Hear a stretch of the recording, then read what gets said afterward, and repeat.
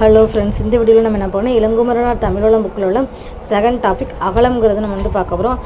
அவம் என்னும் சாரியை ஏற்று அகல் என்பது அகலம் என்றாகியும் அகன்மை பொருளை தரும் அப்படின்னு கொடுத்துருக்காங்க. அகலம் என்பது அகலக்கவி, அகல உரை, மார்பு, விரிவு, நிலம், வானம், பெருமை, அகலுதல், இந்த மாதிரியான பொருட்கள் தருதுன்னு கொடுத்துருக்காங்க.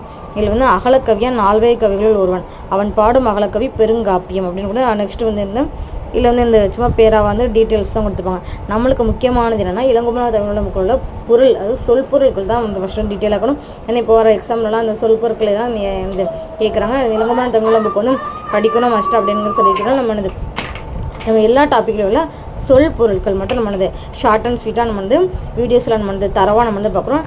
நீங்களும் இதேமாரி ஃபாலோ பண்ணுங்கள். இதேமாதிரி ஒவ்வொரு டாப்பிக்காக நான் வீடியோ போடுறேன். Okay, done. வாழ்த்துக்கள்.